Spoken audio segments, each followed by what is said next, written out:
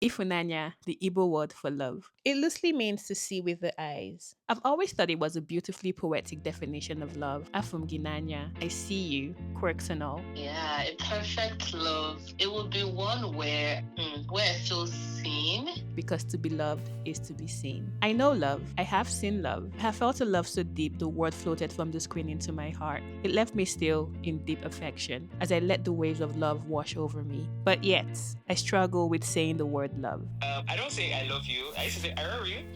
I love you.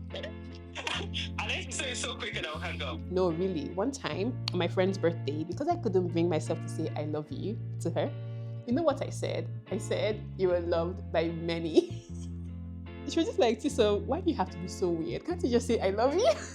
I have eased into using the word casually, usually in response to someone else's declaration, and I respond out of politeness. It's easy to throw a casual love you too. For some reason though, the sentence I love you hits different. So for real. For real.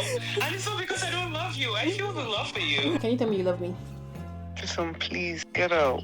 Honestly, the day I have to utter the words I am in love with you to anyone, I think I'm going to spontaneously combust. Like, it takes me a while for me to feel the love because also I'm very logical in a lot of things. But I think deep down, a part of me is scared to love, afraid of what I would find when I look at them, afraid of what they would see when they look back at me. I am afraid I do not know how to love. And this is Learning to Love, episode 1.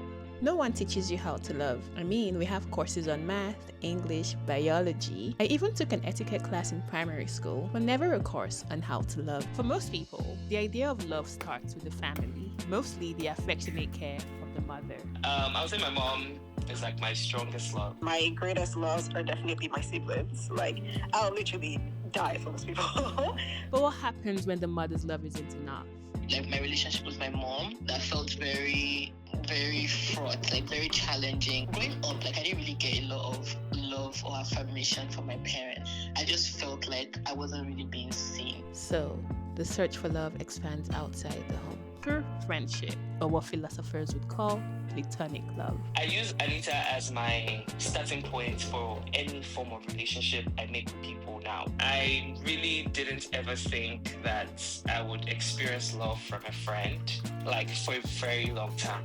Wow, like meeting her in high school was like, that was the closest thing to God wrapping a gift and giving it to me. Experiencing love through Anita it reminds me of the kind of romantic love I want out of my partner. Eventually, we thirst for something deeper, central, maybe even fantastical, a merging of body and soul, a realm of love that sees you as you are, and it embraces you, allowing you the space to grow spiritually. Yeah, somebody that has been in love before, or felt like I was in love before, what I feel is different for me right now is that security and that space to grow in safety. In this relationship, I understand what it feels like to be in love with my best friend. Me, personally, I want to do this life with her. I can't imagine my life without her, essentially. Other times, you realize that love in action can be a harsh and dreadful thing.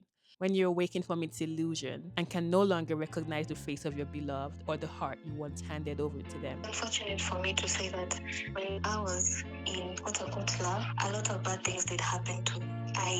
I did lose a lot. I lost my confidence, my self-esteem, my spark. Yeah, realistically and logically speaking, I did know what was good for me, but my heart wanted to stay. I always longed for love. Just once I wanted to know what it felt like to have my mind, body, and soul awaken. I haven't felt a poetic kind of love. I write about it, but I've actually never felt it. You know, sometimes I tell myself that I'm a little, I can be a little closed off, but I pine for people and just sit in silence. And when the silence dissolved into longing, I went on this journey of the heart, and each journey left me feeling drained, anxious, and a little more hollow than when I set out. I have a perfect love story in my head.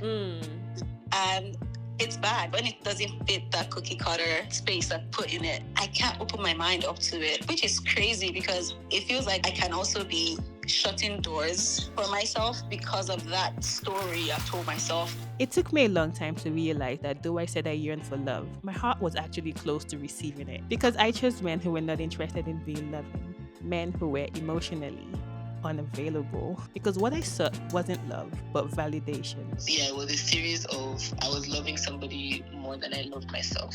Because I think that there is a quote that goes, you only ever meet people as deeply as you have met yourself.